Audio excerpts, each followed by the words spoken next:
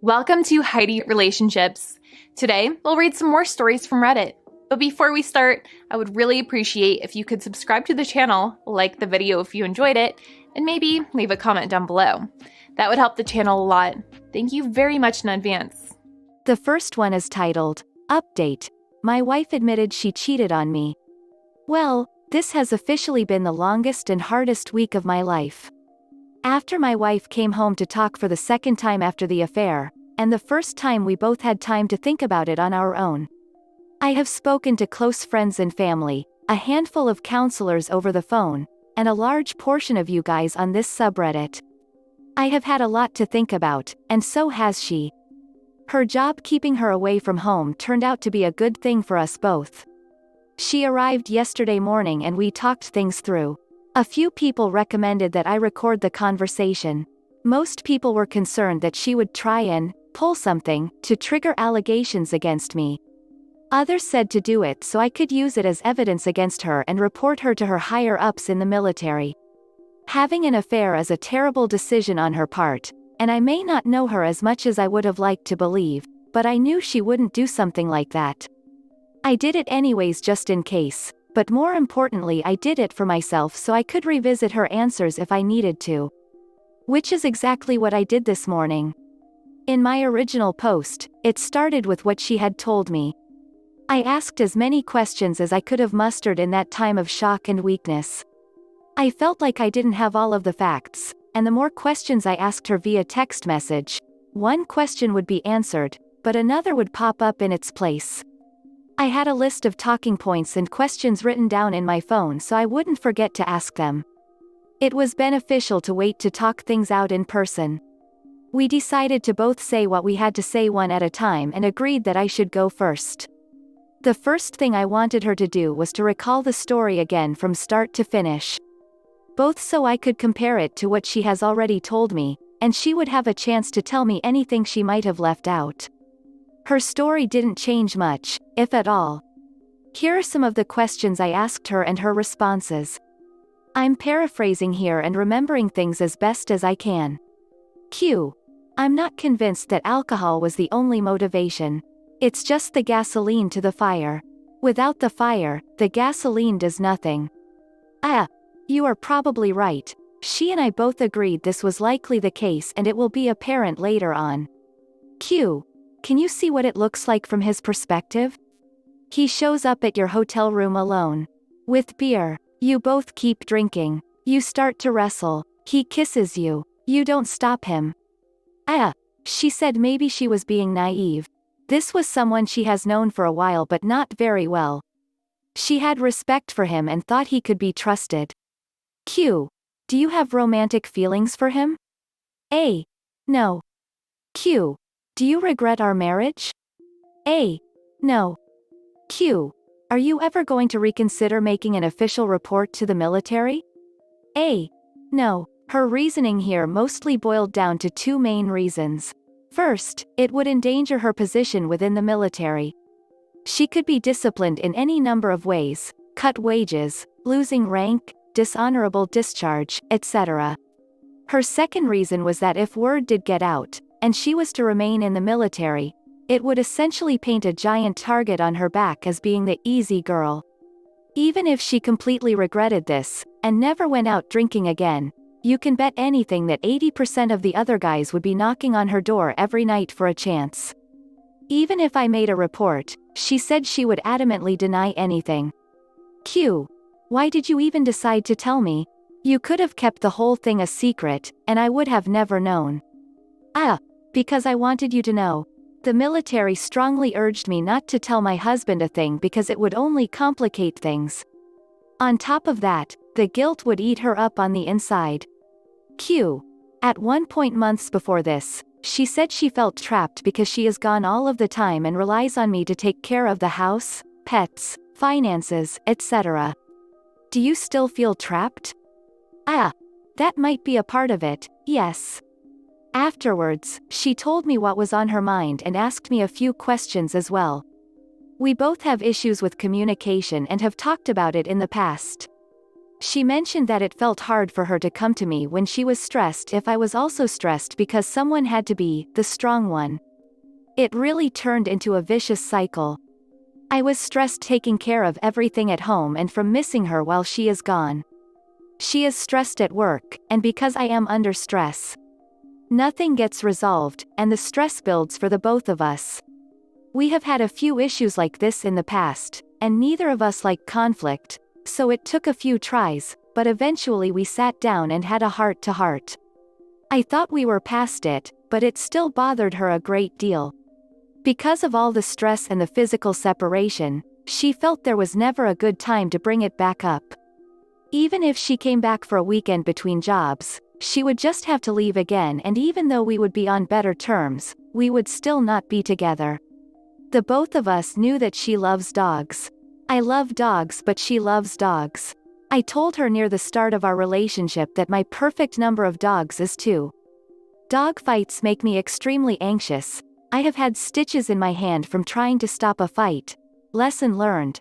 And when you add more to the pack, the dynamic changes and fights are inevitable. At the time, it was enough for her.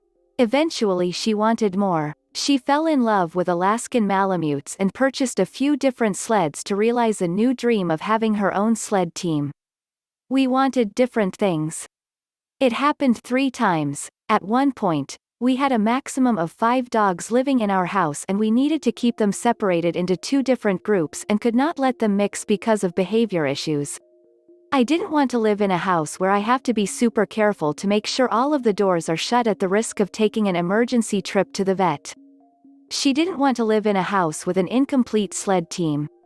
At the end of the day, I loved each and every one of them, and I don't regret having them. Maybe she was the push I needed to discover if I really didn't want more than just 2 dogs. Anyways, people say you're not supposed to have favorites, but we both did. Earlier this year, we had to rehome her favorite because she wouldn't stop initiating fights. A few months later, my favorite died at just 3 years old suddenly over the course of a few days. Both were really rough on both of us. We were even going to get matching memorial tattoos for the one that passed away. At the end of the conversation, we both came to the agreement that a divorce was the only real option here. After talking it through, we had concluded that this affair was completely consensual and was her way of crying for help to get out of a relationship she was not happy with. She didn't know how to end it herself, and when the opportunity presented itself, she took her one-way ticket out of the relationship. However, we agreed that the way she handled it was neither the right nor the appropriate thing to do. The relationship should have ended when the thought first entered her mind due to the lack of communication, whether either of us realized it at the time or not. The affair doesn't fix anything, but it did put things into an extreme perspective for the both of us. She made it very clear that she was the villain in this situation, and she handled things poorly.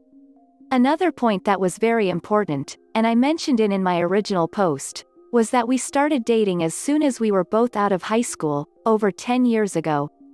I had dated another girl before her for just under a month but wasn't feeling it, so I broke it off. Other than that, 1 month, she is the only person I have ever been with, including intimately. The time frame from finishing high school to 10 years later are huge years of your life. It's a time to discover who you are as a person. To go out and discover things that you like, or things that you don't like. Instead of jumping into our own lives, we jumped into each other's. That being said, neither of us regret meeting, being friends, dating, getting married, or the marriage itself. We both loved each other greatly and cared deeply. I remembered hearing somewhere, the key to finding the right person you want to marry is to find someone who is your best friend that you also want to have sex with. That description really did apply to us. We just never got the time to learn to really love ourselves first and get to know who we really are and what's important to us individually. This past year has been really tough on the both of us. COVID-19 is affecting everyone and has been this whole time. We started the pandemic by both being unemployed temporarily. We lost 2 of our dogs within months of each other. She has been away from home 80% of the time. I have been home alone, stuck in the house under quarantine. If the past 12 months were a cake, it would be made completely out of crap. Infidelity is just the cherry on top. There is no way I would be able to look past the infidelity, and there is no way she would be happy not feeling free to chase her dreams without the fear of resenting her.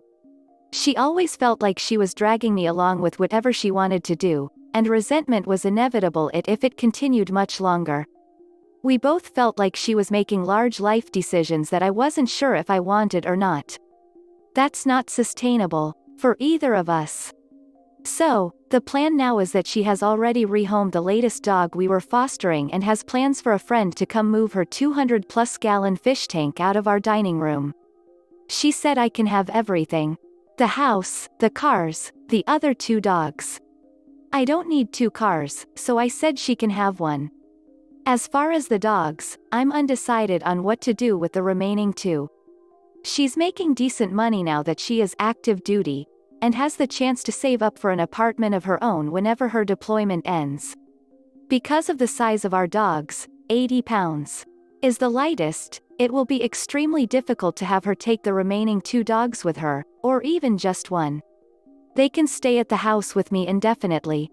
At this point I have been home alone with them for so long that nothing much will change. I'm not sure if I want to keep them or not because of 2 reasons. First, it's more responsibility for me. One of her civilian jobs was a dog groomer, so she took care of that side of things, baths, nail clippings, brushing their teeth, etc. We even have a full dog washing station in our basement. I know this sounds trivial, but imagine you were divorced by a professional chef. Wouldn't you think about them every time you made a meal yourself? The second reason I'm not sure if I would want to keep them is because it might still remind me of the 2 of us. I love these dogs to bits, but I feel like I would all too often find myself saying, "our dogs," instead of, "my dogs," if you catch my drift. Arrangements have been made for both of our remaining dogs in the case that I don't want to keep either, both. There is no time crunch, or rush to make a decision on my part.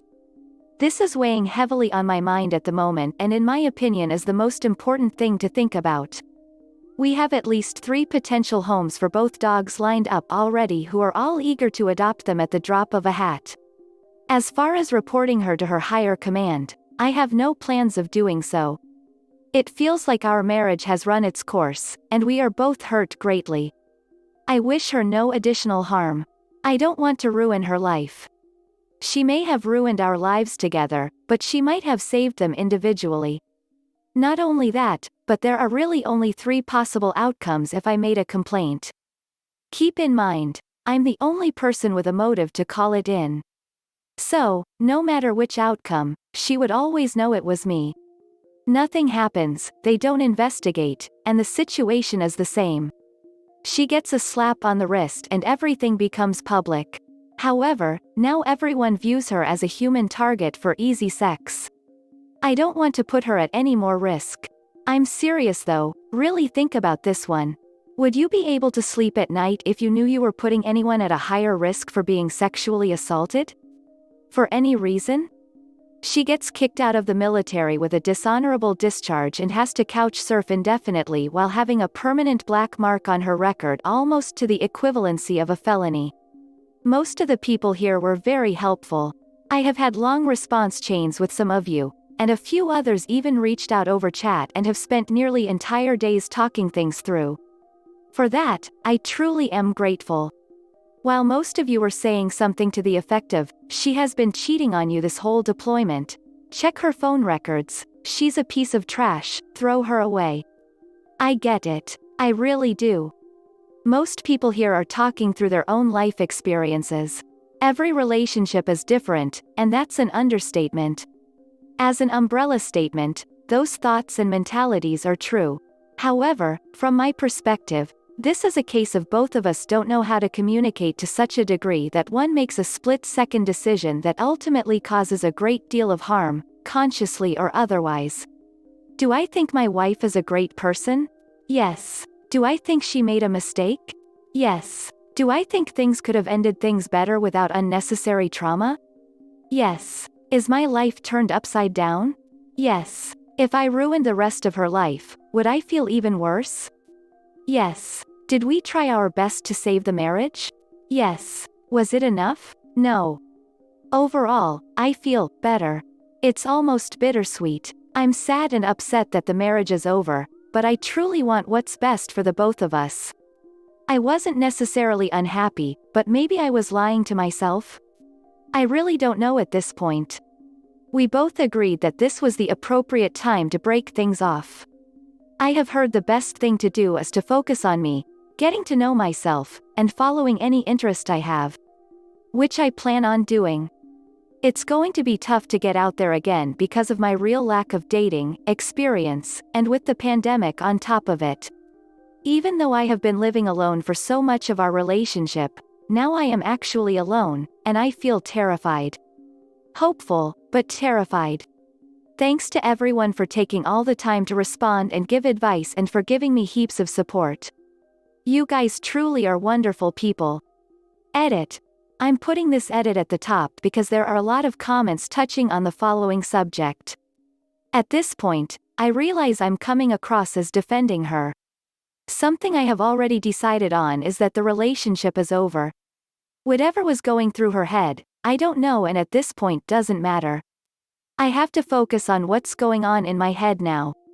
The term, not my circus, not my monkeys, really applies to how I feel at this point. What I am about to say matters to me, and it's one of the biggest takeaways here. Let's say she does this to someone else. She finds someone and does the exact same thing. If she chooses to ruin her life again in addition to another guy's, that's her cross to bear. I don't plan on reporting her to her chain of command. It also doesn't matter to me one bit if this had even been going on for our entire marriage. I don't care if they spent last night together. I don't care if they plan on running away together and getting married. I don't care if she finds someone else. The point is, it happened at least once, and that's all it takes for my trust to disappear completely. Does any of the variables matter to me anymore? Length of affair, number of times, her future plans? No, they do not. If she doesn't learn anything from this, that's not my problem. I'm moving on. A user in the comments said, "Good for you. It was obvious she cheated from your first post, and divorce is the way to reconcile with a cheater. How could you ever trust her being away for extended periods of time surrounded by men again? I've never understood cheaters who claimed that they felt trapped when they were in relationships where one of them were away for work regularly. They have so much time for themselves. I've always translated that to mean that they have contempt for their partner and it's not fair that they don't get to act single." Another user said, "She had an exit affair to end the marriage? Dude, I would have been gone when she said she wanted a dog sled team. In my opinion, she showed a lack of maturity and judgment by bringing additional dogs into the house over your objections. After all, you would be the primary caregiver. She was never home to deal with them. She complained that the lack of communication was driving a wedge between you, but she didn't communicate that fact to you. Your marriage was doomed to fail and you didn't even know it. She felt trapped and this is how she handled it. Horribly immature. Count your blessings you escaped before children entered the equation." This is the end of the video. I hope you enjoyed the relationship stories. Please don't forget to subscribe to the channel, like the video and write a comment. I really appreciate your support and it helps my channel so much. Thank you.